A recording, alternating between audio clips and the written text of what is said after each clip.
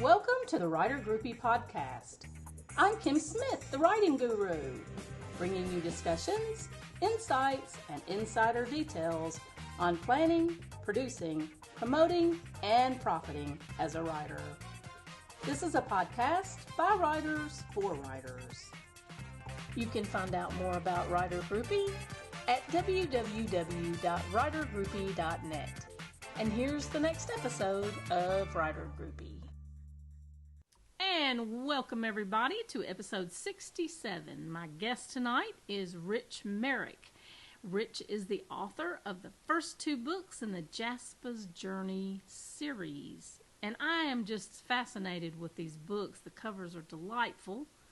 Rich, get on in here and tell us something about yourself and your writing journey. My writing journey, I should say, hi Kim. Hi. My writing journey is a little unusual. I actually started out life as an academic. I was a research scientist. When my wife and I met, I was working at a research institute in Germany, of all places. But I'd done my postdoctorate in Canada, and I came back to Canada for a friend's wedding, and my wife and I were introduced at the wedding. My wife, Sue. So we did the long distance thing. She actually came and lived in Germany for a year. But in the long term, we decided we'd be happier in Canada. Oh. So I moved back here, and I actually started writing fiction writing as opposed to very, very dry academic writing as something to do whilst I was waiting to be granted with my permanent residency status here in Canada. This is a very long. It's a very long process, and during that process, bureaucracy kicks in, so you're not allowed to work or do anything like that. So I did a lot of stuff around the house, and eventually it was Sue's idea. I tried writing a book, and my initial reaction was, yeah, right, but I gave it a go, and after a couple of false starts, I came up with a book, and then another, and another, and now I'm writing book number 4 in the Jaspa series. That's awesome. That is just awesome. So, you're like everybody else, I guess. I mean, now, some of us, I wanted to write from the earliest recollections. I wrote a story about the pilgrims that my mother kept, and when I declared that I was going to write a book one day, she pulled it out and said, well, I don't know why you don't. You have been forever. And so, but I have talked to other people who kind of grow into that sort of lifestyle. It's not something that they've thought about doing all of their life, or, they just one day they're unemployed and they're thinking, okay, what do I do? I need some income, and I need residual income. I need income that comes in all the time. What can I do? And, a lot of times they go to writing a book, and I'm really interested in how that works for some people, because after you've done it for a while and you realize how difficult it is, it might not be the first choice anymore, It's not easy to write a book. It's hard. Actually, personally, I find the writing part probably the most enjoyable and straightforward part of the whole thing. Things like, finding a publisher and marketing and all that sort of thing is way more difficult, as it turns out, than actually creating the book in the first place, for me at least. Well, now, I guess it's just the difference in people. For me, I love the crafting. I'm with you. I really enjoy that. The editing part is more difficult for me, because sometimes I just feel like I'm moving words around on the page. I feel like, okay, I said this the way I want to say it, but apparently, it needs to be tweaked. I mean, it's got to be edited. You're not going to write the best thing you ever wrote out of your fingertips. And so sometimes I find that difficult. So what exactly would be what is your method to write? Do you just get up and go at it every day in the morning, or, are you a nighttime writer? What is your kind of regime? I kind of help my wife Sue with the administrative side of the family business. So my time is kind of very flexible. So I'm lucky in that respect that I can, write, when it suits me. So during the week, I'll probably take a couple of days and that's all I'll do all day. And then, other days I don't get any writing done. Um, but in terms of the actual writing, because the background, I think partly because the background for my stories, although the characters are fictitious, all of the places and everything in the books are real. So I do a lot of research, just like when I was back doing my academic work. And you say, you don't like the editing part, whereas I edit and re-edit every sentence as it goes down. I mean, I don't know what I would have done if I'd had to do it with a pen and paper, like, people used to have to do. Or typewriter with no corrector ribbon. Yeah, absolutely. I mean, my stuff just gets edited and re-edited. Every sentence, every word is carefully considered and thought about and moved around. You're saying about moving words around. Mm-hmm. I don't think any single sentence that I ever write ends up looking precisely as it was the first time I typed it out. So maybe that's just the OCD in me. I don't know. Well, I have to say I'm jealous because I write a first draft and then I let it sit and then I go back to edit it. I might edit the last scene or maybe even just the last paragraph when I pick up and start writing again. But I find that if I spend too much time during that drafting stage editing, the writing just becomes difficult. It's almost like, okay, I'm spending so much time trying to get this one thing fixed in this paragraph. I've spent the entire afternoon working with one paragraph, and this is supposed to be a first draft. Move along, Kim, move along. Yeah, I guess I just take it. Maybe I just write slowly, but that's kind of like my, because it's still, obviously, it'll still need editing later as well. It'll still need editing when the people have read it and made comments, and when it's all a whole draft, it'll still need going back to. So it's not like I do all the editing as I write and then bang, that's it, it's finished. It still needs all those things, but every last sentence and paragraph gets worked and reworked as I'm creating it. I go through about 3 edits after that first draft is written. And that's before my editors get it. I mean, because like the first edit I really do is, they hunt and find, going through and finding words that are pet words, because I'm terrible about using that and very and just and whatever your mind is telling you at the time, it's just coming out of your fingers, but it's not good. It's not good.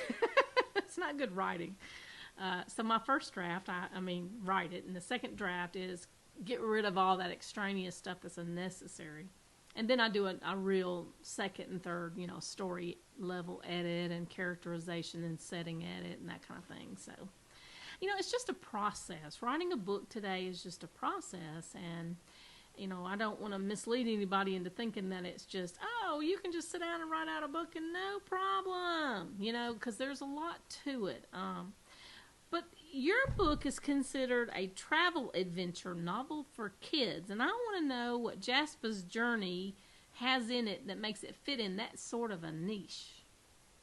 So I came up with, actually, that's not fair at all. Sue and I came up with the idea. Sue, I'm the one that sits at the keyboard, but Sue is a big part of coming up with the storylines and, she's my first editor. She's the one that reads everything first and checks everything out, makes sure that Jaspa and his friends are in character, spots my first round of typos, all that kind of stuff. So she deserves a lot of credit in this. And so it's kind of fitting that Jaspa is actually based on a keychain that I gave her the first time she visited me in Germany. Instead of greeting her at the airport, as is traditional, with a half-dead bunch of flowers, I actually presented her with this little plush giraffe keychain. because I knew that she loved giraffes. And his name became Jasper, Jasper, the normal way of spelling it, but became, as it became in the book, Jaspa, actually making fun of my accent. um, so actually, when she first wrote it down, it was PA exclamation mark.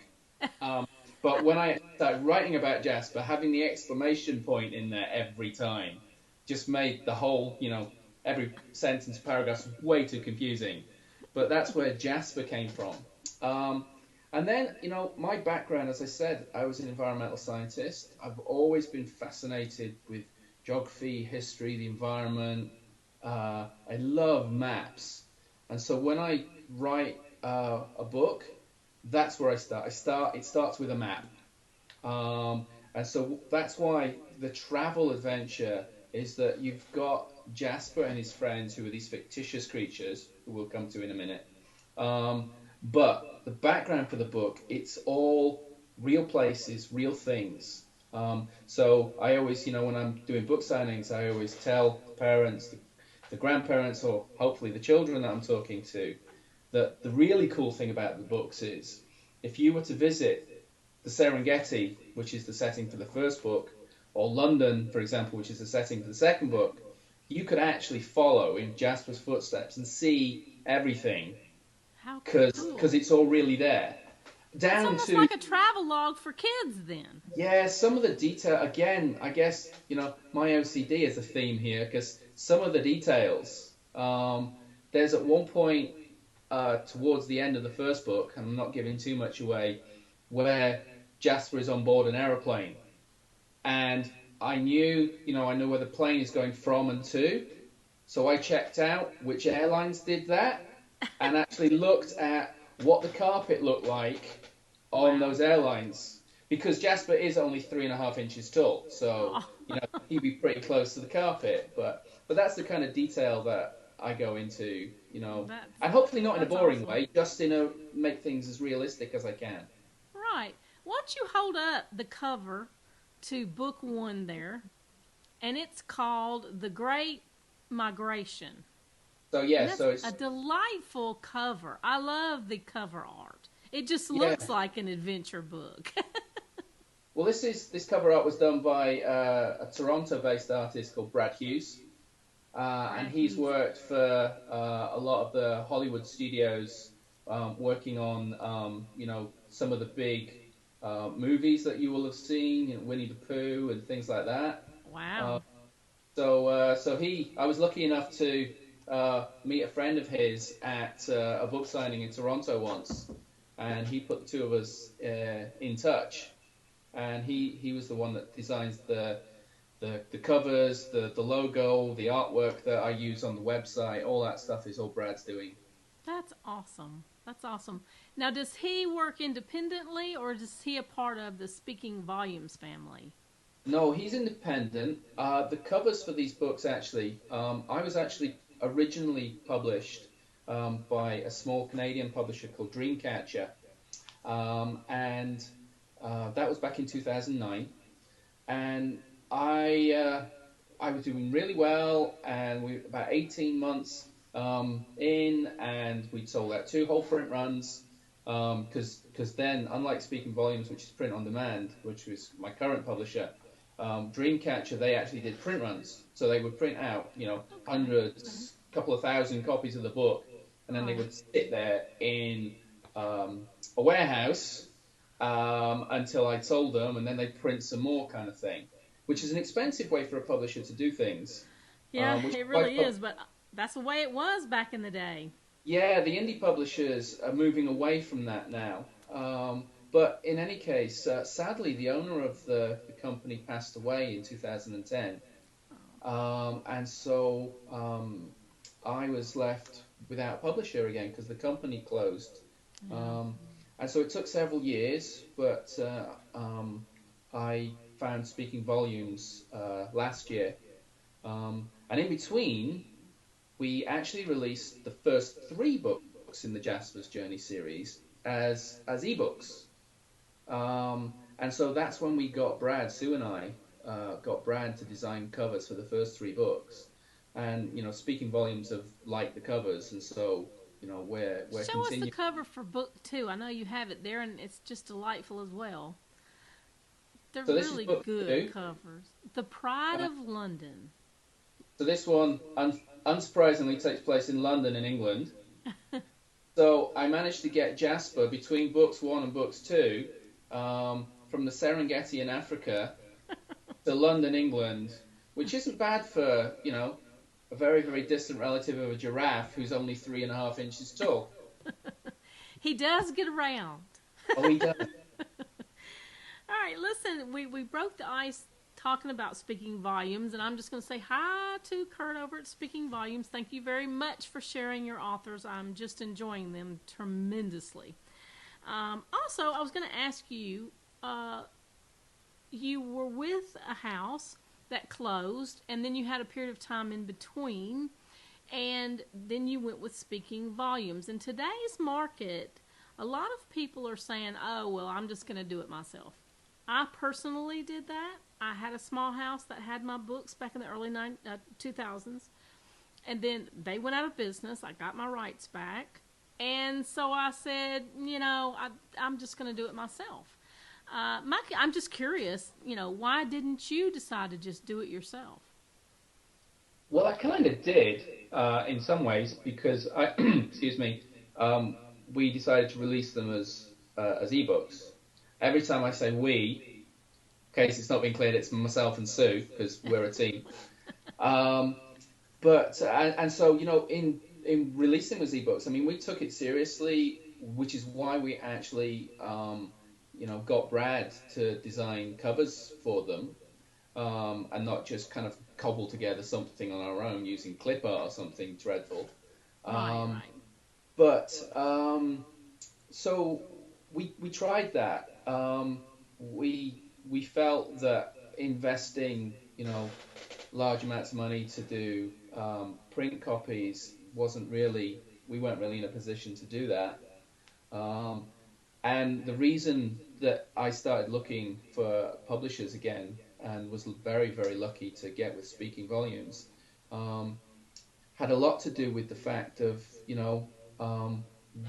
I used to be a scientist, then I became a writer, and the marketing hat was it just sits very poorly on my head. I don't mind talking about my books, but when it comes to doing the big sales pitch and that, I can chat to people in bookstores, but, the whole marketing thing, it remains to me a big black box. And so, I'm working on it, we're getting better, I felt that I needed somebody behind me that could help me with that. So do you feel like, this is how a lot of authors feel. I've heard this a number of times. They just feel like that they are writers. That's it. They write books. They do not know how to do all that extra stuff to get it out there and to get it into the hands of a reader and to encourage a reader to review it and, all the different aspects that go along with marketing a book. And they just feel like they're writers. They're not marketers. They don't want to have anything to do with that part of it. They don't want to worry about cover art and formatting and, all the little aspects that go into taking a manuscript and turning it into a commodity that someone wants to purchase and read. Are you with me on that? Is that kind of how you and Sue feel? That's not what you got into this for, really? You really are just the writers? Actually, yes and no. Yes, because I actually quite enjoy the whole formatting and all that kind of side of stuff. I don't mind the word processing part of it. I did all that when we released it as an ebook, or them as ebooks, I should say. I did all that formatting and that myself, and I have absolutely no problem with that. I have a blog which is actually written from Jaspa's perspective. I read some of it. It's really good.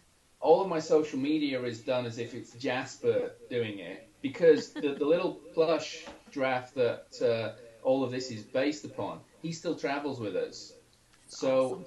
he has been to, I think at last count, it was something like 5 continents, 56 countries, all 50 American states, which is pretty good Wow. going considering we don't even live in America. Yeah. So he's better traveled than most people. So he's very, very lucky little plush toy. Yeah. Uh, He gets but around better than I do. yeah, but no, I actually quite enjoy doing all of the photo manipulation and cropping and playing around with photos and all that for the blog, and much the same for doing the formatting and that for doing the ebook. But for me, there's a big difference between that side of things and marketing. They're two Yeah. totally different animals. As it happens, when you go with a traditional publisher, like Speaking Volumes, they might not be Random House or something like that, but they still do all of that stuff for you. Right. But as a an unknown author, let's be honest, most of the marketing still falls on your shoulders. It does. So you get help. For example, Kurt put me in touch with you, for example. So that's it's not like they don't do anything to help. They do Right. everything they can, but they have a limited budget in that. You're not J.K. Rowling. You haven't got like billions of dollars and a million people all trying to sell your book all around the world. Right. You got to be realistic about these things. And so a lot of the marketing is still the author's responsibility. And yeah, I mean that still for me remains the toughest part of being an author. I don't mind doing it. I'm happy to put in the effort and the work. It's just, it's almost like I need somebody to wind me up and say, go in that direction. And it's okay, right, I will do that then. It's knowing which direction to go in. Again, it's one of the reasons I wanted to have a a traditional publisher, a relationship with them, so to get some help in that direction. Yeah, I feel you on that. Sometimes you feel like you just have to take off one hat and put on another. And there's so much noise in the industry today. It's like, I know it's my own fault. Most of the people that I have followed on Facebook and on Twitter have been other writers. But it's like the noise is incredible. It's like every other item in your news feed on Twitter or Facebook is someone selling their book, or read this book, or read this excerpt, or read this review, or you know whatever it is. And it's just the noise is just so loud that it almost makes you feel hesitant to say anything about your work because there's so much of it out there. I totally agree. I mean, most of my blogs are they're more like travelogues. So um, I wrote one last week about the big forts in San Juan in Puerto Rico, for example, and it's all written from Jaspa's perspective. So there's pictures and some writing about them, about our experiences there, all written as if it was Jasper experiencing it instead of Sue and I. Right.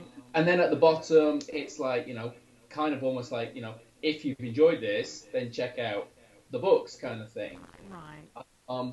But I totally agree that you get just pounded by people saying, buy this book, read this book, read this book. It's sometimes it turns you off. Having said that, I don't know whether I'm going the right direction with the travelogue thing. It's just so hard to know. So I think you've done a fine job. I really do. I like your blog. And I was like, oh, this is fun. I'm learning stuff. So kudos to you, because I'm not that talented. And I don't get to travel that much. Well, I mean, the thing is, with my blog, a lot of it is, photograph oriented. Another thing I love to do is take photographs. Me too.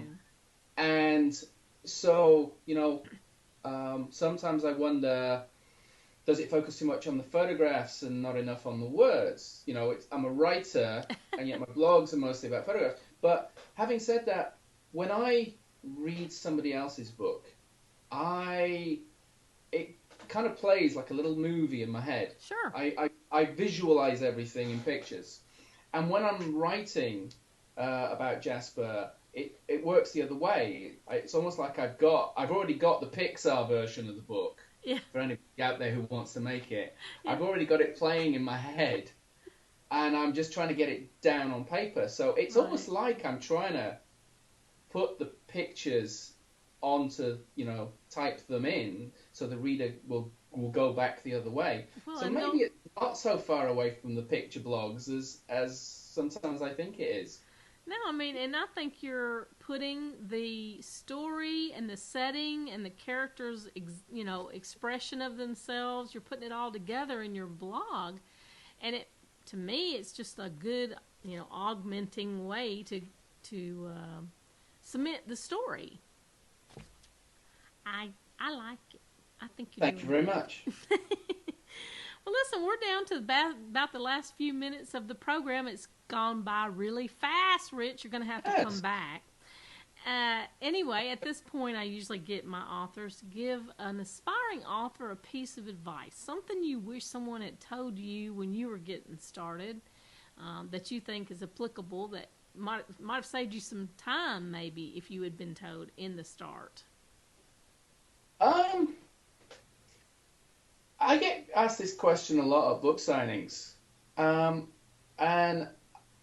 I think my best thing that I learned too late, which I guess is what advice is all about. I always like to tell people what I wish I'd been told when I, first had a manuscript, and I was under the impression.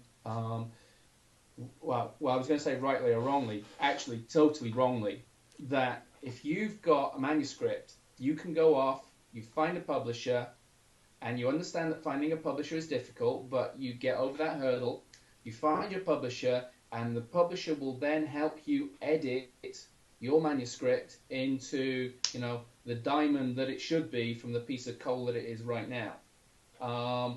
That's not true. If you are going to approach a publisher, your manuscript has to be as perfect as you can make it. You will hopefully have editing and that on top of that, but your manuscript, it can't be just a diamond in the rough. You've got to, you can't, like what we were talking about at the start of this, you can't just have done the first draft and expect the publisher to run with it and an editor to, fix everything for you. You've got to have it looking really good. It's not for the likes of us, people starting off in writing, having a big team of editors behind us who's going to do this for us. So that, I think, would be my most important piece of advice. And that's excellent advice, I've got to say. A friend of mine was kind of hosting a question and answer at a library one time, and a gentleman came in and he said, here's my manuscript. Would you like to have a look at it? I don't know what he thought, whether he thought she was, an editor or she would read it and critique it for him or whatever. But it was about 400 or 500 pages handwritten. And she's looking at it going, surely not going to send this to editors and agents for a submission package, are you? Well, yeah. She's like, no, you can't do that. You can't send in handwritten pages. They have to be typed, or they need to be actually done electronically. He's like, well, I don't do that. And I just don't know how many people are still out there who don't do anything on a computer, but there might be some. And if this is you, please listen. Get somebody to type it for you, or get somebody to do it on the computer for you. Do not send in handwritten pages to anybody that has a New York address, because they will quickly send it back to you with a thank you but no thank you, and you have forever scotched any of your chances of ever being accepted anywhere ever again. You will be their new worst friend. Well, Rich, gosh, Guy, you are just phenomenal. I'm fascinated with the books. I've got to get out here and get some books purchased and read. I'm getting really far behind on my want to read list because, Yeah. my goodness, I just keep having these fabulous authors from Speaking Volumes coming to my show. Very nice of Y'all you are to all say. very talented. Thank you. And so, we got more books coming. How many more books are in the series? I don't know. I mean, as you say, book one. I mean, we didn't really talk about what's in the books, did we? So, book one takes place in the Serengeti. That's the Great Migration that we saw. The Pride of London obviously takes place in London, England. Speaking Volumes already has the manuscript for the third one. Should be out next year sometime, which takes place on the battlefield in Waterloo in Belgium, where Napoleon was defeated. Fascinating. And I'm currently quite a long way through writing number 4, where Jaspa ends up in Alaska. And already we're planning number 5, where his adventures continue in Venice. And beyond that, don't know yet. But, there will be more after that, I'm sure. Fantastic. Well, maybe you can come back on the show with a future book. We sure look forward to having you anytime. Be my pleasure. Well, thank you again for being on Writer Groupie episode 67.